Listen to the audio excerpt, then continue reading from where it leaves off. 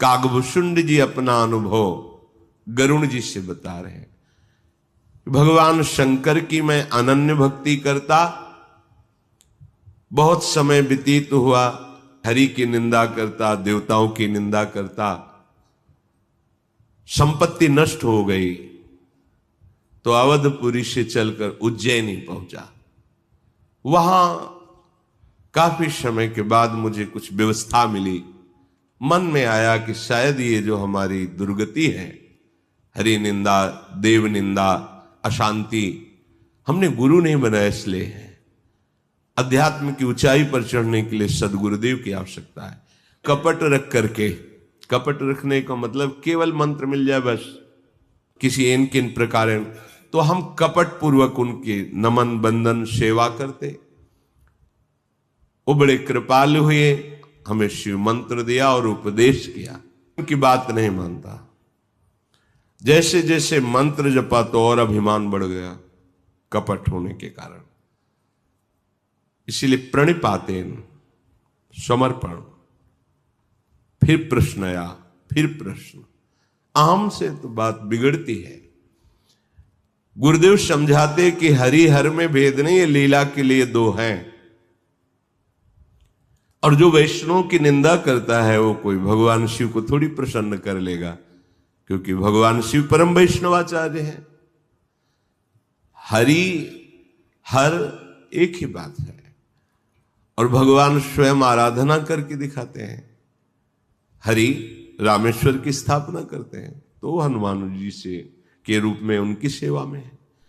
कई बार पाया गया है भगवान श्री कृष्ण शिव की आराधना करते हुए, शास्त्रों में पढ़ाया, और भगवान शिव इनकी आराधना में। तो जब ये सुना कि हर सेवक है, हरि स्वामी है, हृदय में बहुत जलन हुई। फिर गुरु को प्रणाम नमस्कार करना भी बंद कर दिया। एक बार मैं उज्जैन में भगवान शिव के मंदिर में मंत्र जप रहा था, इतने में गुरुदेव पधारे, तो ना प्रणाम किया ना उठ के खड़े हुए, कोई आदर नहीं। क्या ये देखकर भगवान शंकर को सहन नहीं हुआ। भगवान शंकर ने आकाशवाणी, मंदिर में वाणी प्रकट हुई कि अरे नीच, जिसने तुम्हें मंत्र दिया, जिसने तुम्हें उपदेश दिया, वही मंत्र जप रहा है और उन्हीं मंत्रदाता का अपमान कर रहा है। अरे मर्यादा के विपरीत चलने वाले अधम, यदि मैं तुझे आज दंड न दूंगा तो मेरा श्रुति मार्ग बाधित हो जाएगा। जो गुरुदेव से ईर्ष्या द्रोह करते हैं वो करोड़ों युग रौरो नरक में पड़ते हैं। जे सठ गुरुशन ईर्ष्या करें, रौरो नरक कोटि युग पर। देखो ये माया की ही चाल है। गुरुदेव आपसे क्या ले रहे हैं? आपको दे ही रहे हैं, सच्चिदानंद नाम दे रहे हैं, सत्य मार्ग बता रहे हैं, फिर आपको द्रोह क्यों? ये ईर्ष्या क्यों? ईर्ष्या द्रोह ये तो जगत की मलिन अंतःकरण। गुरुदेव के प्रति क्यों करें? वो तुमसे कुछ लिए हैं क्या? तुम्हें दिए ही तो है ना, फिर उनसे क्यों नजर टाइट करके बात करते हो? क्यों? क्या अपराध किए हैं? तुम्हारा परम मंगल कर रहे हैं, तुम्हारे मंगल के लिए प्रभु उनके हृदय में बैठ के बोल रहे हैं, तो उनकी बात मान लो। लेकिन जो मलिन अंतःकरण है, कपट है, अहम है, अपनी मान्यता है, कितने भी आप गुरु बदल लो, कितने वेश बदल लो, दुर्गति से नहीं बच सकते। और बात पकड़नी तो एक शब्द पकड़ लो, निहाल हो जाओगे। त्रिजग जोनि पुनि धरे, रौरो नरक करोड़ों कल्प तक भोगने के बाद त्रिजग योनि में उनका अयुत जन्म भरी पावे पीड़ा, हजारों जन्मों तक उनको त्रियग योनियों में डाला जाता है। अरे पापी, गुरुदेव पधारे और अजगर जैसा बैठा रहा, जा सर्प योनि को प्राप्त हो और किसी वृक्ष के खोखले में, खोड़र में जाकर अपना जीवन व्यतीत कर, मेरे मंदिर में बैठने का अधिकारी नहीं है। भगवान शिव ने जब शाप दिया, गुरुदेव बड़े कृपालु, हाथ जोड़कर भगवान शिव को दंडवत करके स्तोत्र स्तोत्र का गायन किया। सुनि बिनती सर्वज्ञ शिव, देखि विप्र अनुराग, पुनि मंदिर नभ बानी भई, द्विज बर मांगु। जब विनय किया नमामि शमीशान निर्वाण रूपम, पूरा स्तोत्र भगवान को सुनाया, भगवान शिव प्रसन्न हुए। फिर आकाशवाणी की तरह मंदिर में दिव्य वाणी प्रकाशित हुई कि हे ब्रह्म ऋषि, हे द्विज श्रेष्ठ, क्या चाहते हो आप? गुरुदेव ने कहा कि प्रभु, काकभूषण जी गरुण जी को बता रहे कि प्रभु आप प्रसन्न हैं नाथ, ये दिन पर आपकी बड़ी कृपा है, आप अपने चरणों की अखंड भक्ति प्रदान करें मुझे। और प्रभु आपने कहा कि तुम्हारी इच्छा क्या है? तो इच्छा यह है कि प्रभु आप अभी क्रोध करके शाप दिया कि ये सर्प योनि को प्राप्त हो, ऐसे खोड़र में जाके रहे जहां क्लेश ही क्लेश। प्रभु इसका दोष नहीं। देखो कैसा गुरु का हृदय होता है। तब माया बस जीव जड़, संतत फिरई भुलान, तेहि पर क्रोध न करी प्रभु, कृपा सिंधु भगवान, शंकर दीन दयाल। अब यही पर हो कृपाल, शाप अनुग्रह होई जेहि, नाथ थोरे ही काल। प्रभु ये आपकी माया के वशीभूत होकर जीव सदैव भूला फिर रहा है। कृपा समुद्र, आप इस पर गुस्सा मत कीजिए। कितने कृपालु गुरुदेव है, दीनों पर दया करने वाले। आप पूछे कि तुम्हारी इच्छा क्या है, तो हमारी इच्छा यह है प्रभु कि आप इससे प्रसन्न हो जाइए, आप कृपा कर दीजिए। नाथ आपने जो शाप दिया मिटाइए मत, पर जो जन्मते मरते महान दुख होता है, इसे दुख ना हो। गजब है, मतलब करुणा की सीमा है। आप स्वामी हो, आपका शाप दिया व्यर्थ ना जाए, पर थोड़े काल में ही ये थोड़े समय के लिए सर्प बने फिर पधार जाए, और जो जन्मने मरने में दुख होता है उसे आप कृपा करो प्रभु। कृपा निधान, मेरी प्रबल इच्छा है कि ये जीव जो मेरी शरण में हुआ आपकी आराधना कर कैसा भी, अब इसका कल्याण निश्चित हो जाना चाहिए। यही बात होती है गुरु के हृदय। सच्चे जो सदगुरुदेव भगवान हैं, सत्य स्वरूप हैं, वो यही चाहते हैं कि आप परम पदवी को प्राप्त हो इनके इन प्रकार। चलो भागो, कहां भागोगे? जिस मोड़ पे जाओगे वहीं खड़ा मिलेगा गुरुदेव, और तुम्हें वहीं से रोकेगा, वहीं संभाले। भाग लो, जहां भाग के जाओगे अखंड मंडलाकारम व्याप्तम चराचरम, वो संभालेगा। काहे को इतना परेशान करते हो? तुम्हारे लिए परम मंगल विधान है। अगर अनुकूल हो जाओ तो बहुत जल्दी आनंद में डूब जाओगे, प्रतिकूल हो जाओगे तो बड़े बड़े ऑपरेशन होंगे, पर स्वस्थ तो होगे ही, आज नहीं तो कल। समय काहे को बर्बाद करें? इसका कल्याण होना चाहिए। और हाथ जोड़कर प्रणाम किया जिधर से वाणी प्रकट हो रही थी। आवाज आई, एव मस्तो, ऐसा ही हो। यद्यपि इसने अक्षम्य अपराध किया है, गुरुद्रोह, ये अक्षम्य अपराध है। इसे खिलवाड़, ये माया बड़ी प्रबल होती है। गुरु की कृपा से ही बलवान हुए, 1000 भुजाएं हुई बाणासुर की। जिस पर्वत में मारे चकनाचूर हो जाए, जिस दिग्गज को ललकारे हट जाए, कोई सामने नहीं। भगवान शिव का कृपा पात्र, तो भगवान शिव के पास ही जाकर भुजाएं फड़काते, 1000 भुजाएं। और आप प्रभु गुरु आप ही आओ, 2-2 हाथ हो जाए, जाओ जाओ, तुम्हारी खुजली मिटाने वाला आने वाला है। कि सुदर्शन चक्र से सारी खुजली मिटाई। यही है, गुरु कृपा से हमारा पोषण होता है, गुरु कृपा से ही हमें सतमार्ग का दर्शन मिलता है। हम उन्हीं को हे भाव से देखने लगते हैं। क्या नहीं, जो उनके सहज वचनों को स्वीकार कर लिया वो सहज में माया मुक्त हो गया। वो माया मुक्त करने के लिए मायापति ही उनके हृदय में बैठ के बोलते हैं। यद्यपि इसने भयानक अक्षम्य अपराध किया, गुरुद्रोह, मैंने इसको दंड देकर पवित्र करना चाहा है। देखो भगवान का भी दुलार, ये जो दंड है ये पवित्रता है। बहुत मलिन हो जाने पर फिर थोड़ी रगड़ लगानी पड़ती कपड़े में। इसको जो दंड दिया है इससे पवित्र होगा। पर तुम्हारी कृपा देखकर इस पर अब मैं रीझ गया। तुम इतने कृपालु, तुम्हारी क्षमाशीलता, ये साधु का बहुत बड़ा गुण है, क्षमाशीलता। ये माना बहुत कठिन है, क्षमाशीलता, क्षमा करना बहुत। जैसे कहते हैं आप जानते हो इतनी बार ऐसे फिर ऐसे, हाँ ये भी तो जानते हैं ना कि वो अपने स्वभाव में बरत रहा है और यहां जिनकी आराधना कर रहे हैं उनका स्वभाव है। नहीं कहूं न रिस कहूं भूली हूं न होत सकी।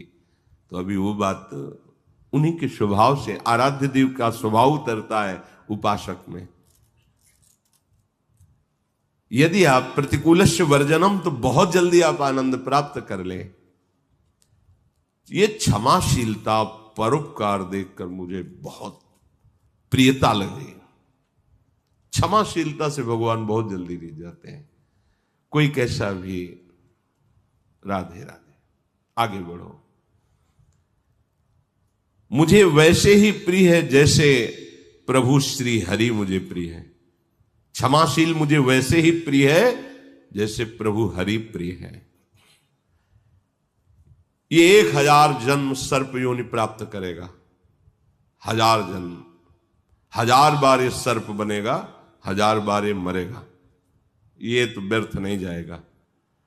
परंतु इसे जो जन्मने और मरने का दुख है इसे प्राप्त, जन्मत मरत दुषाह दुख होई, यही स्वल्पो नहीं व्यापी से। तुम्हें कृपालु देख करके जाओ, इसको जन्मने मरने का दुख नहीं प्राप्त होगा।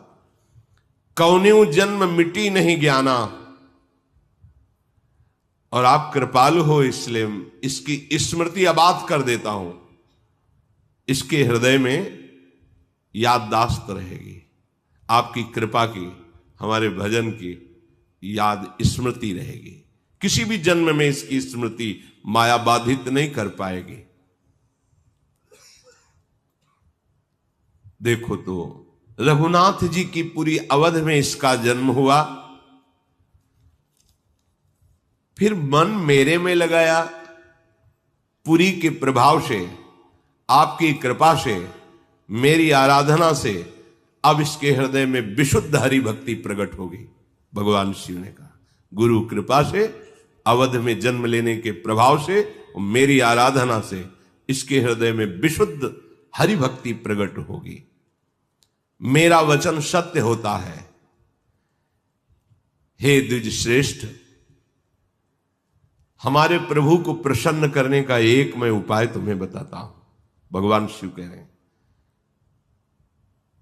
सुनु मम बचन सत्य अब भाई, हरितोषण व्रत द्विज सेवकाई,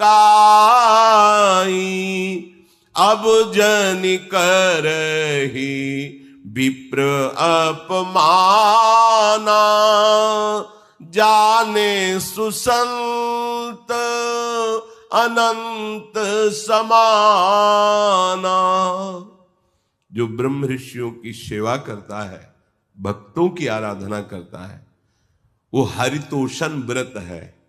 सबसे बड़ा व्रत हरितोषण, हरि प्रसन्न हो जाते हैं। क्या व्रत?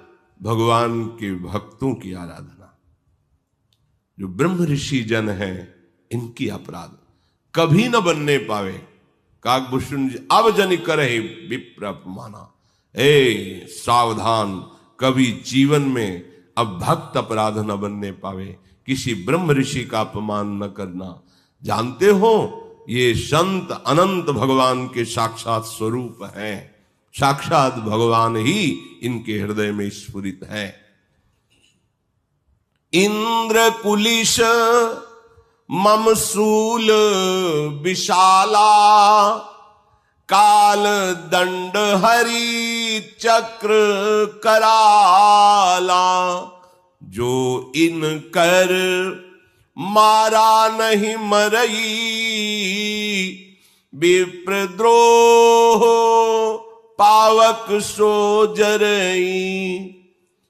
इंद्र का वज्र, मेरा भयानक त्रिशूल और काल का दंड और हरि का सुदर्शन चक्र अमोघ है। एक बार जिस पर प्रहार हो गया व्यर्थ नहीं जाएगा, लक्ष्य को वेध करके ही आएगा। इंद्र का वज्र, भगवान का त्रिशूल, काल का दंड और हरि का सुदर्शन चक्र। पर कह रहे इनका भी मारा जो ना मरे, वो भक्त द्रोह से, गुरु द्रोह से, ब्रह्म ऋषियों के द्रोह से वो भस्म हो जाएगा, वो नष्ट हो जाएगा। एक बार जब हम गुरु आश्रम में थे तो पास में बहुत बड़े महापुरुष रहते थे। ऐसे आसन उनके सिद्ध थे कि श्री चरण ऐसे हो गए थे, ऐसे ही वैसे ऐसे चरण, हर समय पद्मासन में बैठे रहने, वो तेजोमय रूप उनका। हजारों लोग दर्शन के लिए खड़े रहते थे। हजारों की भीड़ देख करके लोगों को जो दुष्ट स्वभाव के थे लगा कि धन भी आता होगा। ऐसा नहीं होता कि हजारों की भीड़ है तो बहुत धन आता होगा। धन के अलग मार्ग होते हैं। करुणा में जैसे अपने माँ पुत्रों से मिलती है, ऐसे बड़े संत सबसे मिलते हैं। उनका कोई लोभ लालच थोड़ी होता है कि आया हमें कुछ, फिर संत, फिर क्या जाना, फिर पाया क्या। विषयी पुरुषों के चंद विषय कणों को अगर वो चाह रहे तो उनसे श्रेष्ठ तो वो हुई है जो आए हैं, क्योंकि उनसे हम चाह कर रहे तो वो श्रेष्ठ नहीं हुए। महापुरुष थे वो। रात्रि में 4-5 लोग एकांत रहते थे, बाउंड्री कूद करके गए, अस्थि मात्र हो रहे शरीर, उनको डंडों से मारा। कहाँ है रुपया, कहाँ पे। धूर्त लोग जो होते हैं मदिरा पान के ऐसे। देखो प्रभु की लीला होती है, इसमें ये न करे कि कहाँ गए थे भगवान तुम्हारे, उसी डंडे में भगवान थे, उनमें भी थे। इनकी एक लीला विचित्र है। यार हाथ से रघुनाथ कर बेग न जाने कोई, जो जाने रघुपति कृपा तो सपने मोह न हो। अज्ञान में प्रश्न, ठाकुर हरिदास को कोड़े लग रहे थे, कहाँ थे तुम्हारे भगवान जो बाल बांका भी नहीं कर सकते, वहां तो 22 बाजारों में कोड़े मार मार करके। भगवान की लीला समझ में अगर आ जाए ना तो ब्रह्मा और बड़े बड़े कह रहे हैं कि नाथ, वेद कह रहे नेति नेति, तो तुम कैसे जान जाओगे। जान गए तो जा सुकृपा सब भ्रम मिट जाए, कोई भ्रम नहीं रहेगा। बड़े बड़े अधिकारी जन उनके दर्शन करने आते थे। जब सुबह तो पूछा कि महाराज आप एक बार बता दीजिए किसने ऐसा किया। तो कहा हमें पता ही नहीं बच्चा कि किसने किया। वो नहीं, आपको तो यहाँ 20 वर्ष रहे, तो आप आसपास के तो सब नहीं बच्चा, हम नहीं जानते, किसी को नहीं बोला। इतने क्षमाशील, किसी को नहीं बोला। 2-3 महीने ही व्यतीत हुए तो चिल्ला चिल्ला के वो बोलने लगे हमने किया, हमने महाराज को मारा, ये मरा, वो मरा, ये नष्ट हुआ, वो नष्ट। कह रहे इंद्र कुलिश मम शूल विशाला, काल दंड हरि चक्र कराला। जो इनकर मारा नहीं मरई, विप्रद्रोह पावक ब्रह्म ऋषियों का अपमान। वो क्षमाशील है तो उमा क्षमा शाप होते भारी। अभिमान मत करो। दैन्य गलती अगर हो गई तो उन्हीं से क्षमा मांग लो, बड़े कृपालु हैं। अब वो विधान लागू किया जाता है जो आगे तुम्हें कभी भी शांति नहीं मिलेगी। महीने 2 महीने 4 महीने सुख भोग लो, फटाफट पुण्य उसके भेजे जाते हैं और तो उसको लगता है उन्नति हो। उन्नति नहीं, वो हिसाब खत्म किया जाता है सुकृत का। अपमान से भारी सुकृत नष्ट हुए, चंद सुकृत रह गए, उनको भोग लो। इसके बाद जब लागू होगा यह हिसाब और पूर्व जो दुष्कर्मों का फल, फिर तुम्हारी जो त्राहिमाम मचेगी। बहुत होश में भगवान शिव कह रहे हैं, इंद्र के वज्र से, मेरे त्रिशूल से, काल के दंड से और हरि के सुदर्शन चक्र से भी जो न मारा जा सके, वो भी संत द्रोह, भक्त द्रोह, ब्रह्म ऋषियों के द्रोह से भस्म हो जाएगा, नष्ट हो जाएगा। विवेकवान बनो। अगर किसी भी भक्त का अपमान नहीं हुआ और आराधना करते रहे तो तुम्हारे लिए कुछ भी दुर्लभ नहीं होगा। मेरा एक आशीर्वाद तुम्हारे पास सदैव रहेगा, गुरु प्रसन्नता देकर कि तुम्हारी अबाध गति होगी।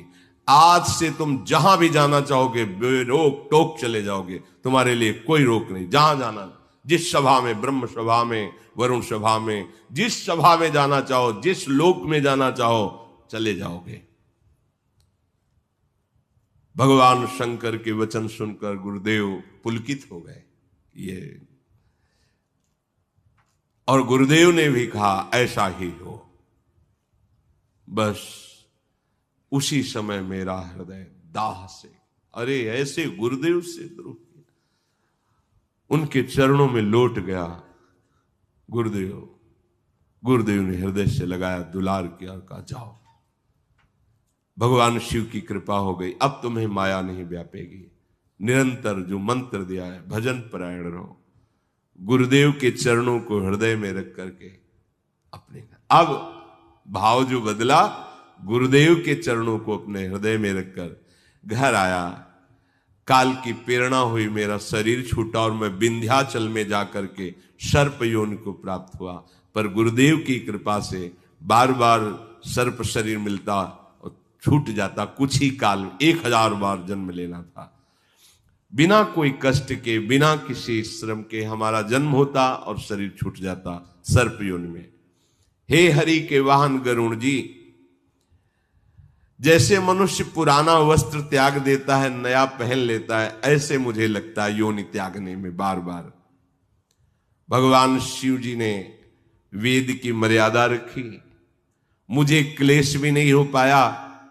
पक्षीराज, मैंने बहुत से शरीर धारण किए और उनको छोड़ा, पर शिव कृपा से मुझे ज्ञान है। पशु पक्षी देवता मनुष्य क्रम से न जाने कितने शरीर मुझे मिले। 1000 बार तो सर्पयोनि, फिर कितने शरीर मिले। उन शरीरों में मैं रहता, पर मेरी स्मृति आबाद रहती, इसलिए किसी शरीर से राग नहीं हुआ कि कितने छोड़ चुके हैं, ये भी छूट जाएगा। अपने लोगों को लगता है पहली बार आया हूं इस शरीर में, इसीलिए इससे ममता हो गई।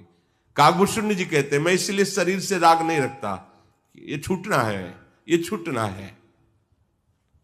इस प्रकार ये शरीर छूटते गए, पर मेरे हृदय में एक शूल बना रहता, एक दुख रहता। जब मैं भजन करता तो मेरा हृदय धिक्कारने लगता कि अरे गुरुद्रोही, तूने इतने कृपालु गुरु को कैसे भाव से देखा। एक शूल मुहि बिसर न काऊ, गुरु कर कोमल शील स्वभाव। ऐसे करुणा में गुरुदेव, जिनके कारण मुझे अबाध स्मृति प्राप्त हुई, भगवान शिव की कृपा मिली, हरि की भक्ति मिली, और मैं नीच उनका विरोध करता, उनके विपरीत चलता। गुरु की दयालुता और अपनी नीचता का स्मरण मुझे हर योनि में रहता, शूल की तरह मुझे चुभता। फिर मेरा अंतिम शरीर जो हुआ वो ब्राह्मण का हुआ। वेद पुराण देवता भी ऐसे शरीर को दुर्लभ बताते हैं। मैं वहां ब्राह्मण शरीर में जब जन्मा तो बालकों के साथ भगवान की बाल लीलाओं का गान करके खेलता। जब सयाना हुआ तो मुझे पिता पढ़ाने लगे, पर मैं विचार करता किस पढ़ाई से क्या होगा। मुझे तो भगवत प्रेम प्राप्त करना है, मुझे उस सत्य वस्तु को प्राप्त करना है। इस समय नष्ट करने से क्या होगा। लाखों बार पढ़ा है, लेकिन टीका क्या। और एक बार हरि बोलो, अब अगला जब बोलोगे तो दूसरा होगा हरि, तीसरा, वो कम नहीं होने वाला। तो विद्या पढ़ कर तो फिरो औरन को अपमान, नारायण हरि विद्या नहीं सो विद्या धूर समान। मैंने विचार किया मुझे नहीं पढ़ना, लाख पढ़ा। ऐसा जड़ भरत जी के भी चरित्र में आता है, पिता उनको पढ़ाने की चेष्टा, अब पढ़ गए, जो पढ़ने का सार है वो समझ में आ गया। एक दिग्विजयी काशी में गए, उनको सरस्वती जी सिद्ध थी। काशी के विद्वानों से कहा सब मिलकर मुझसे शास्त्रार्थ करो, नहीं तो कागज में अपने हार के दस्तखत करो।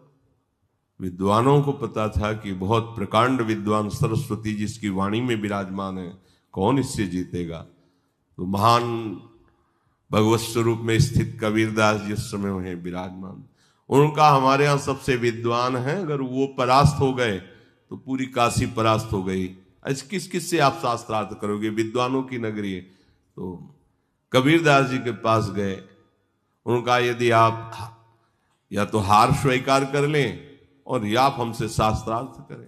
पहले तो उन्होंने वैष्णव दैन्यता में किया, तो ज्यादा तुम कह या ये बात बताओ पंडित, तुम पढ़ के समझे हो कि समझ के पढ़े हो? अब जो सरस्वती को बुद्धि प्रदान करते हैं, उन भगवान में स्थित होकर महापुरुष, उनकी बुद्धि ही काम न करे। महाराज जी प्रश्न नहीं समझे, बोले फिर समझ लो, सरल भाषा में बोल रहे हैं, पढ़ के समझे हो कि समझ के पढ़े हो? अब उसको उत्तर उनको नहीं आता। पढ़ के समझे हो कि समझ के पढ़े हो? अगर पढ़ के समझे होते तो ये तर्क विवाद बंद करके उस सच्चिदानंद में स्थित हो जाते। यदि समझ के पढ़े होते तो भी स्थित हो जाते। दोनों में अभी तुम्हें कोई ज्ञान नहीं, ना समझ के पढ़े हो ना पढ़ के समझे हो, वो तत्व पर पहुंच ही नहीं पाए। आखिरकार शरणागत हुए, शिष्य बने और सब छोड़ करके भगवान की भक्ति में लगे। काकभूषण जी विचारने लगे कि ऐसी पढ़ाई पढ़ के क्या होगा, मुझे तो भगवत तत्व प्रेम चाहिए। पिताजी पढ़ा पढ़ा कर हारे, पिता पढ़ाई पढ़ाई बिल्कुल नहीं पढ़ा।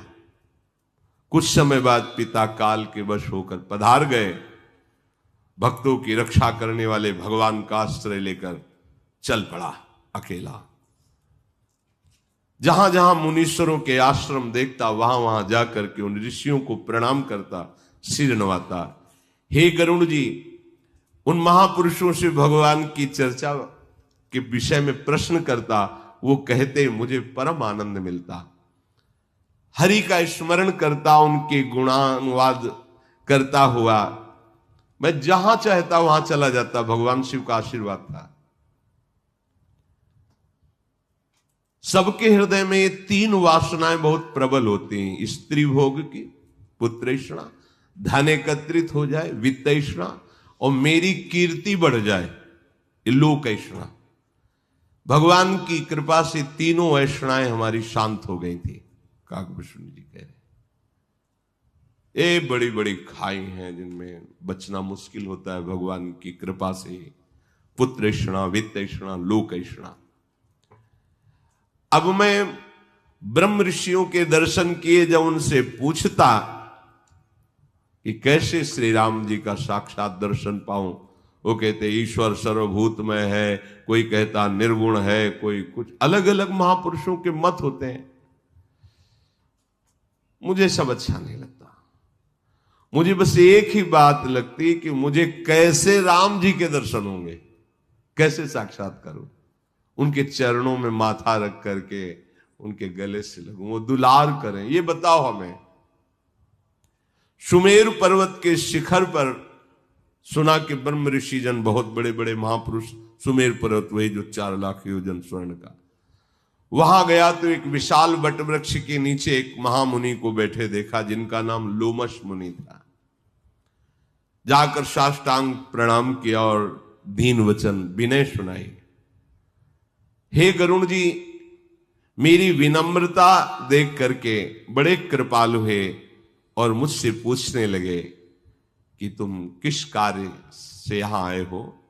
यहां आना तो बड़ा कठिन है, तुम यहां तक पहुंच चुके हो, तो बोलो तुम्हारे किस कार्य की सिद्धि करें।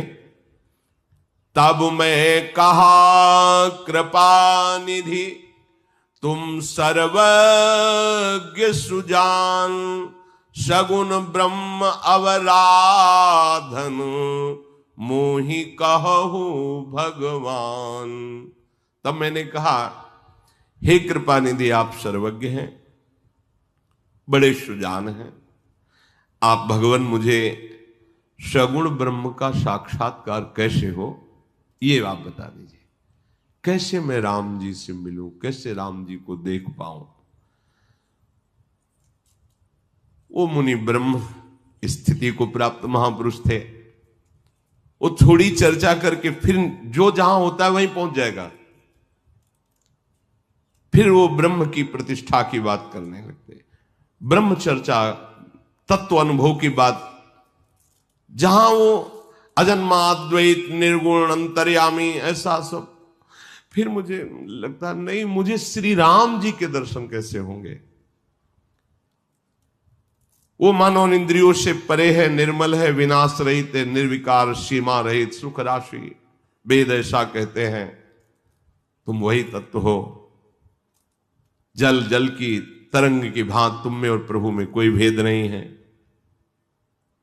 फिर मैं हाथ दूं, मुझे राम जी के दर्शन कैसे होंगे। और वो ब्रह्मनिष्ठ महापुरुष मुनीश्वर, मेरी बात समझो, मुझे राम जी के दर्शन कैसे होंगे।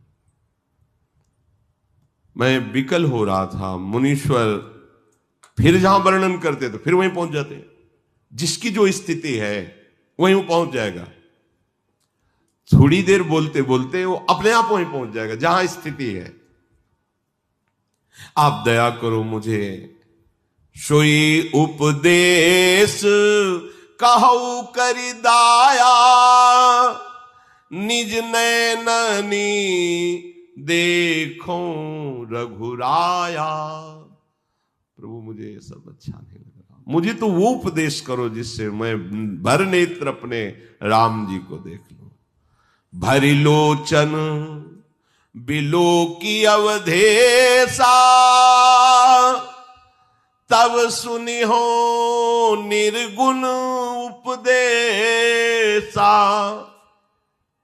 मुझे नेत्र भरकर प्रभु को, अब वो फिर शुरू कर दे, फिर मैं टोक देता। जहां वो शुरू करते मैं बार बार प्रभु नहीं, मुझे निर्गुण मत को मैं काट देता। प्रभु मुझे साक्षात प्रभु श्री राम के दर्शन चाहिए। और वो करते सगुण निरूपण, फिर पहुंच जाते निर्गुण में। स्थिति निर्गुण की है तो उत्तर प्रत्युत्तर बार बार मेरे काटने पर, वचन काटने पर, अवहेलना करने पर उनको क्रोध आ गया।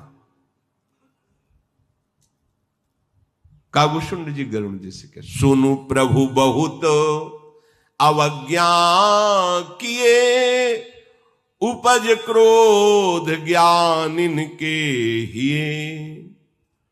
अति संघर्षण जो कर कोई, अनल प्रगट चंदन ते होई।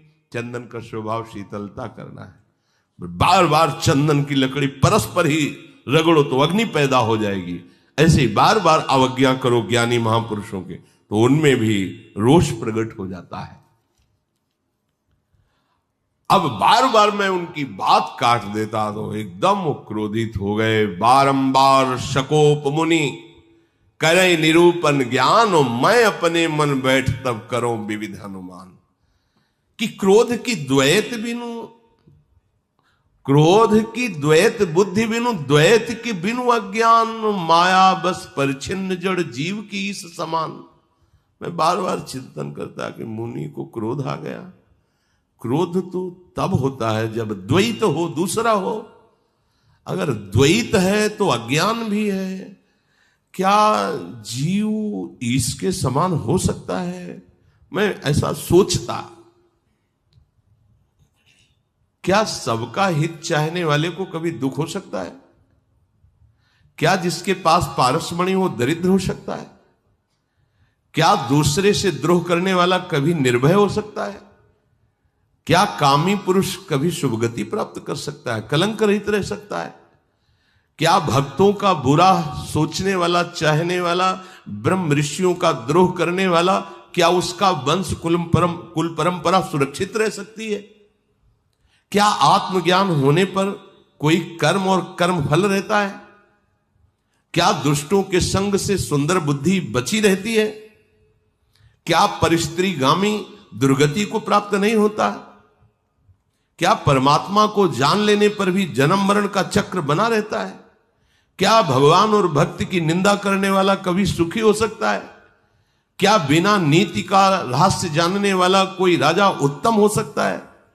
क्या हरि का चरित्र वर्णन और श्रवण करने से पाप रह सकते हैं? क्या बिना पुण्य के पवित्र यश हो सकता है?